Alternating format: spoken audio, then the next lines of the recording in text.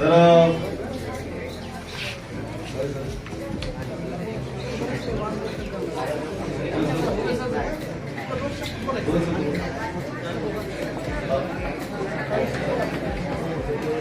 काळे sir आपल्याला या ठिकाणी डॉक्टर सर्वपल्ली राधाकृष्णन यांच्याबद्दल या ठिकाणी आपल्याला मार्गदर्शन करतात. प्राध्यापक श्री काळे सर.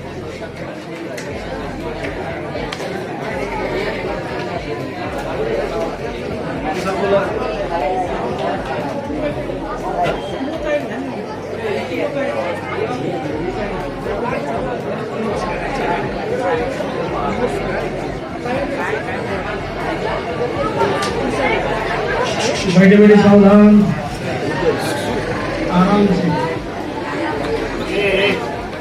सावधान, आराम से.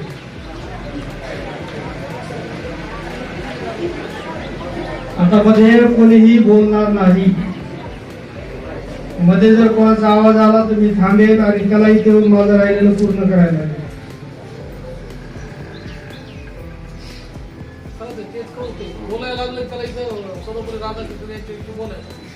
डॉक्टर सर्वपल्ली राधाकृष्णन यांची आज जयंती, त्यांचा जन्मदिवस. माध्यमिक व उच्च माध्यमिक विद्यालय देवनंद्रा या ठिकाणी आपण त्यांचा जन्मदिवस,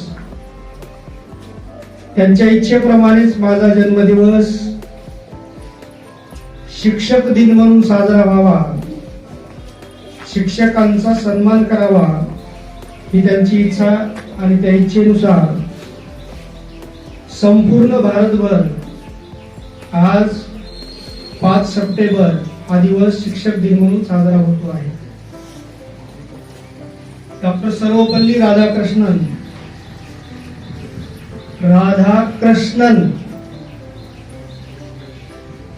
काही विद्यार्थी राधाकृष्ण असा उल्लेख करतात. एका विद्यार्थ्याने याही पुढे जाऊन राधा आणि कृष्णावरच भाषण दिलेलं होतं 5 सप्टेंबरला. कृष्णाचा जन्म कुठे झाला, राधा कृष्ण हे सगळं आम्ही तिथे शेवट होईपर्यंत कोणी तिला डिस्टर्ब केलं. बोलू द्या म्हणजे बोलायला लागली. राधाकृष्णन दाक्षिणात्य नाव आहे. शिक्षक होते. शिक्षक सर्वोच्च पदापर्यंत, राष्ट्रपती पदापर्यंत पोहोचू शकतो हे राधाकृष्णन यांनी दाखवून दिले. आणि राष्ट्रपती पदावर पोहोचल्याच्या नंतरही शेवटपर्यंत शिक्षकाचा त्यांना काही विसर पडला नाही. सदोदित कायम ते शिक्षक या शब्दाशी जोडलेले आहे. सरांनी राधाकृष्णन यांच्याबद्दल आपल्या समोर माहिती ठेवली. ते बोलत असताना सर तुम्हाला सांगत होते, वेळ पुन्हा येणार नाही.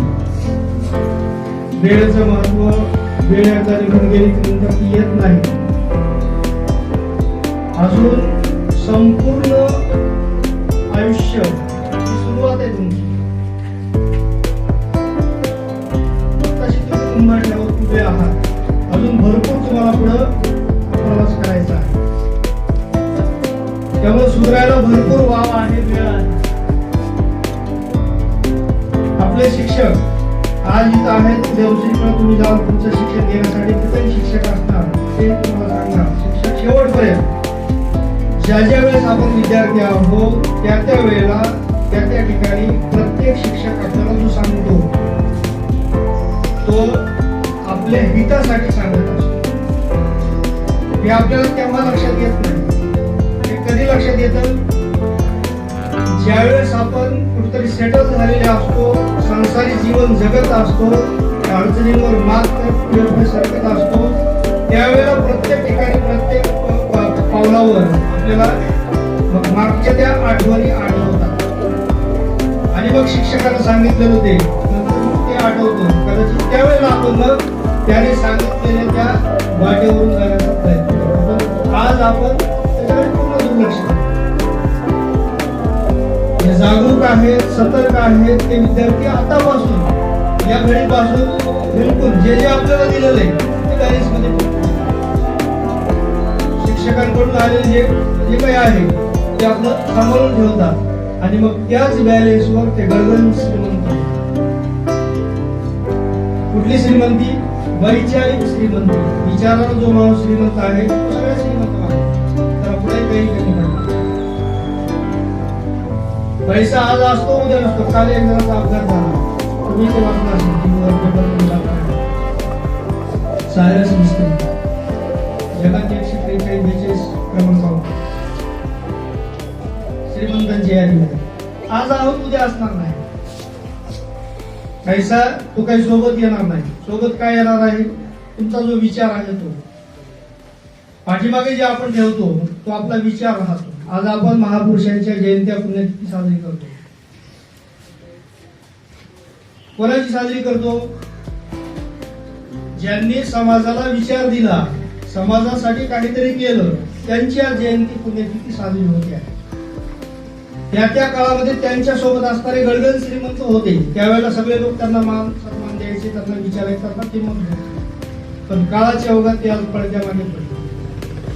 त्यांचं नावही समाजाला माहीत नाही.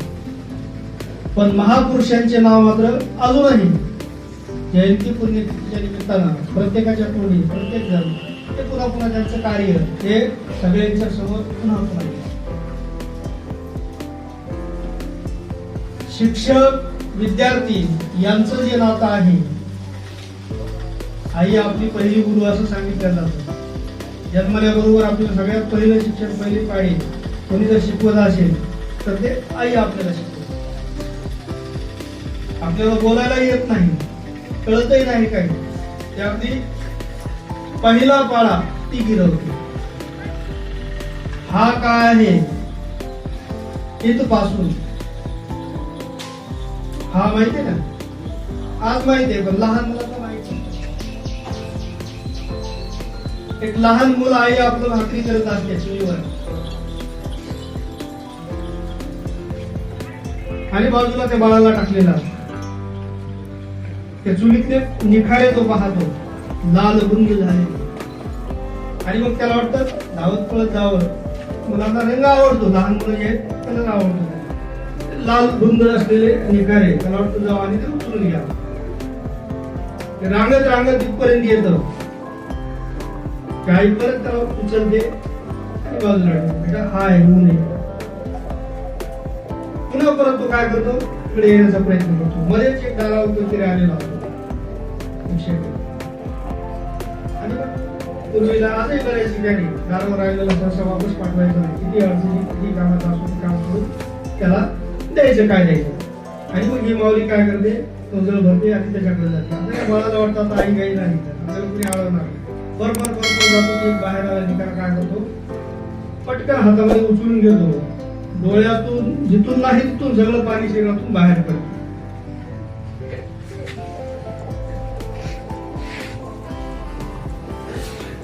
तेव्हा त्याला कळतं हे हा आहे. नंतर मग त्याला लाल काही दिसला, हा म्हटलं त्याची हिंमत होत नाही. गुलाबाचं फुल पुढे गेलं, हाय म्हणतो तो. काय हाय कोणी शिकवलं? आई. लाल जे आहे ते हा आहे. त्या आईपासून आपल्या शिकण्याचा प्रवास सुरू होतो आणि मग पहिल्यांदा आपण बालवाडी प्राथमिक शाळेमध्ये प्रवेश करतो. तिथे आपल्याला शिकवलं जातं. ते अनोळखी शिक्षक, भीती वाटते पण तरी सुद्धा ते आपल्याला काहीतरी चांगलं सांगतायत म्हणून एक नातं हे सुटत जातं. आणि नंतर मग आपण जसं कळायला लागतो, प्राथमिक मधून पुढे सरकतो, माध्यमिककडे आपला प्रवास सुरू होतो. 9वी 10वीला आपण आलो, नंतर मग मात्र आपल्या अंगामध्ये ताकद येते, उर्मी येते.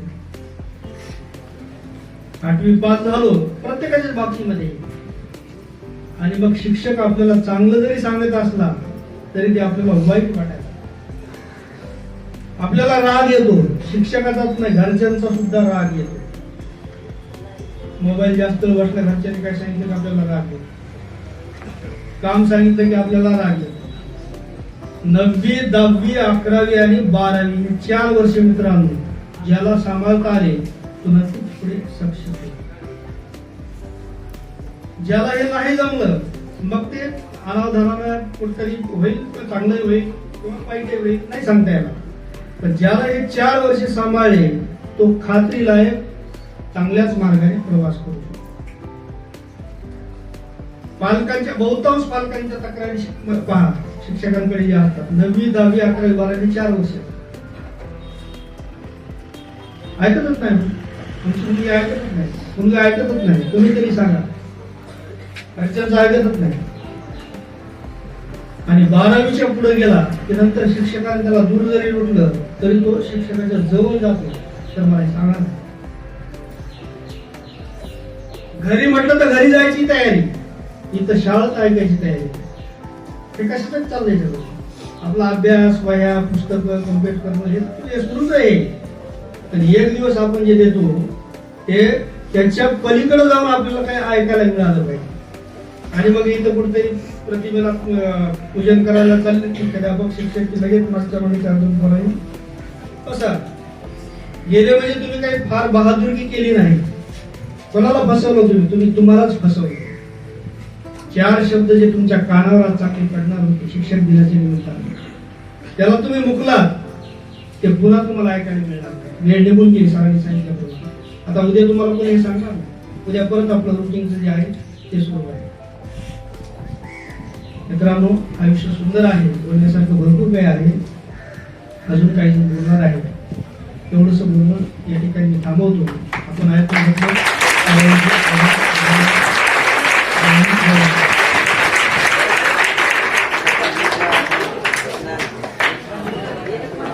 धन्यवाद सर. सरांनी अगदी आपल्याला लहानपणापासून आपण सुद्धा त्याचं शिक्षण देतो आईपासून त्या पद्धतीने आपल्याला यानंतर तुझे सर तुझे सहकारी या ठिकाणी आपले विश्वजित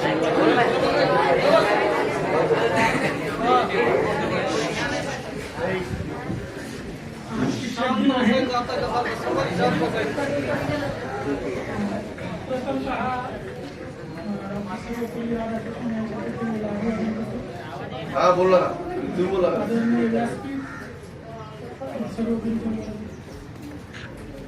विद्यार्थी मित्रांनो,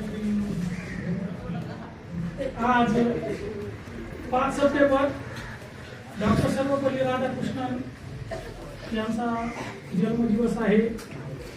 हा सर्व भारतामध्ये शिक्षक दिन म्हणून साजरा करण्यात येतो.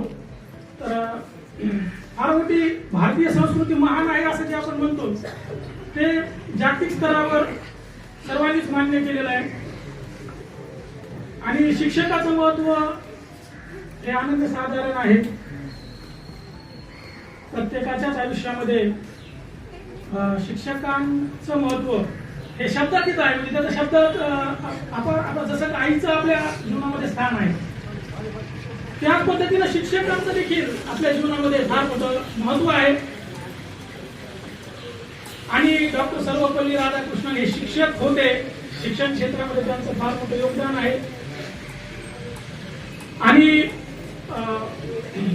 त्यांची अशी इच्छा होती की माझा जन्मदिवस हा शिक्षक दिन म्हणून साजरा करण्यात यावा. तर फार दूरदृष्टी आहे.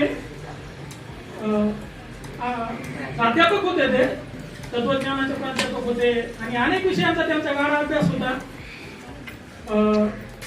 आणि विदेशात देखील त्यांचं फार मोठं नाव होतं. जागतिक स्तरावर त्यांचं नाव सर्व जागतिक स्तरावर त्यांचं जे काही यश आहे, कीर्ती आहे आणि त्यांचं जे काही कार्य आहे ते पोहोचलेलं आहे. आणि त्यामुळे भारताकडे पाहण्याची जगाची जे काही दृष्टी आहे की महात्मा गांधीजी असतील, डॉक्टर सर्वपल्ली राधाकृष्णन असतील, यासारखे सर्व थोर पुरुष आपल्या भारतामध्ये जे होऊन गेलेले आहेत, त्यांच्यामुळे जगातले सर्व राष्ट्र भारताकडे फार आदराने पाहतात. त्याचा आपल्याला अभिमान वाटतो. आणि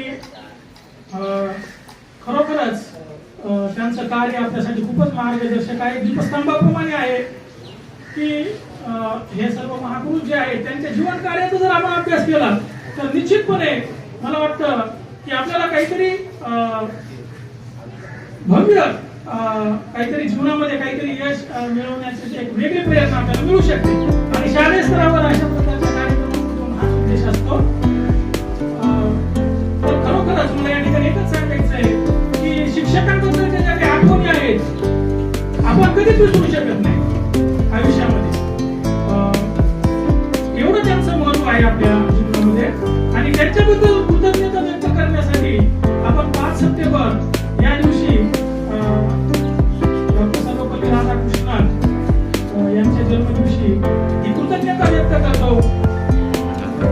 सर्व भारतभर आज सर्व ठिकाणी शिक्षक दिन साजरा होतो. सर्व स्तरातून शिक्षकांना शुभेच्छा देत आहेत आणि आपल्या शाळेत देखील सर्व विद्यार्थ्यांनी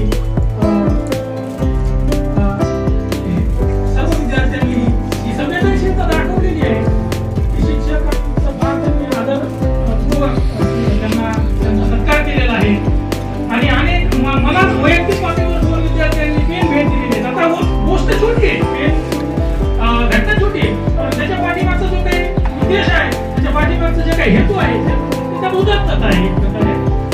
आणि यामुळे मला वाटतं खरोखरच शिक्षक विद्यार्थी नातं दृढ करणारा हा शिक्षक दिन सर्वांनाच प्रेरणादायक आहे आणि आपण महापुरुषांच्या चरित्राचा अभ्यास करून आपल्या जीवनामध्ये यश मिळवावं एवढाच मी या सर्व विद्यार्थ्यांना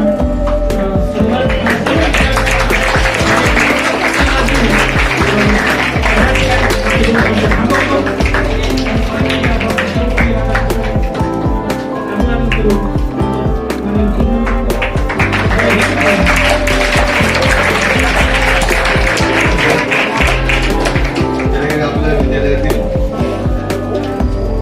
सेवानिवृत्त ठिकाणी आपले काका आले कार्यक्रमाला उपस्थित झाले. तर दोन्ही विद्यार्थीने या ठिकाणी स्वागत केले.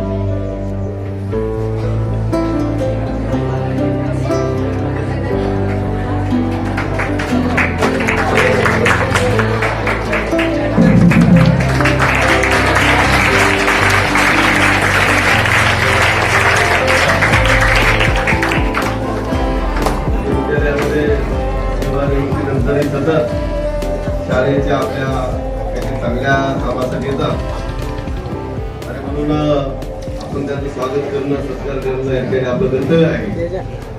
तर या ठिकाणी विद्यार्थ्यांनी शिक्षकांचा सत्कार केला, तसेच तुम्हाला जे मार्गदर्शन करण्यात आलं त्याबद्दल आपण या ठिकाणी निश्चितच काहीतरी प्रेरणा घ्याल.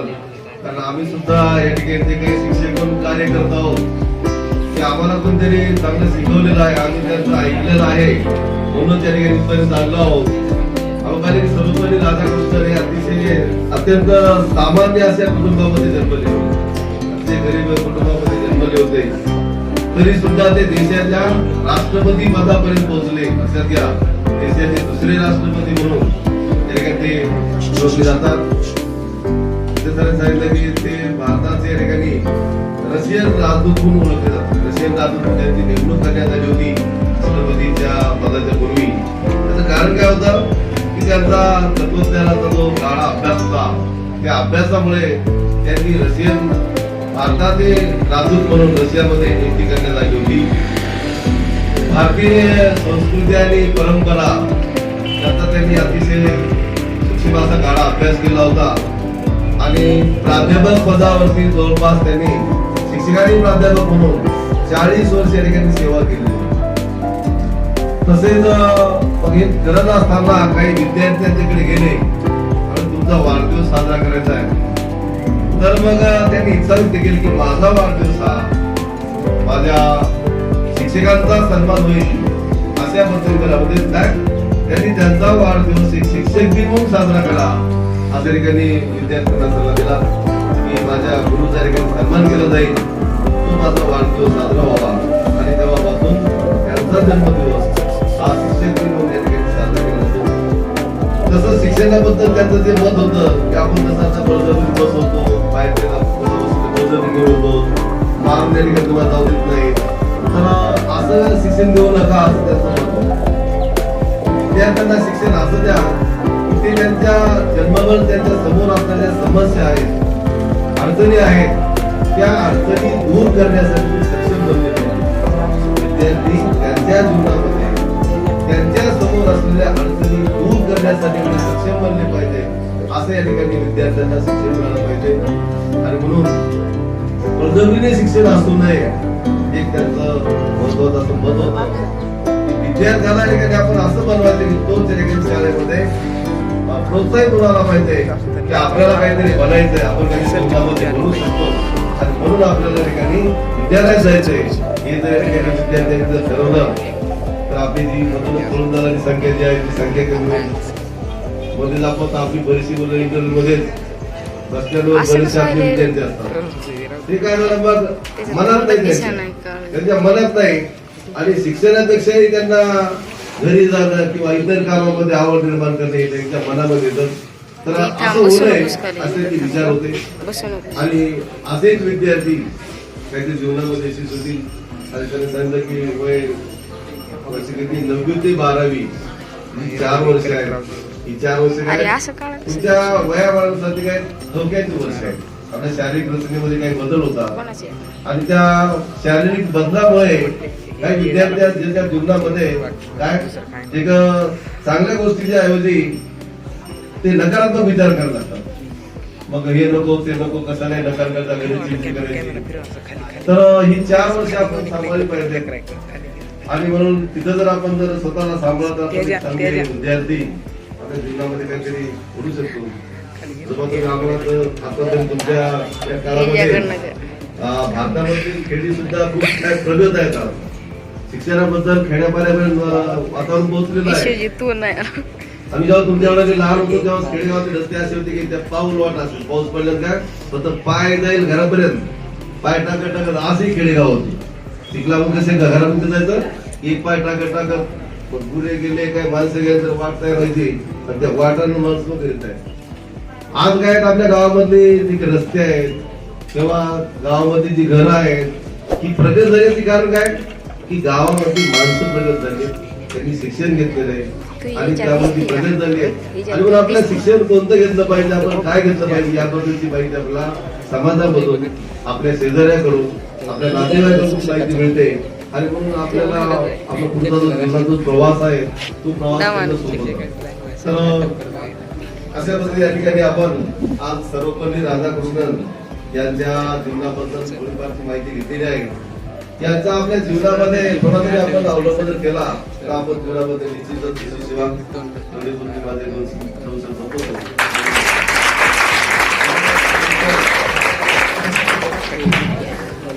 माग सरक सरक माग.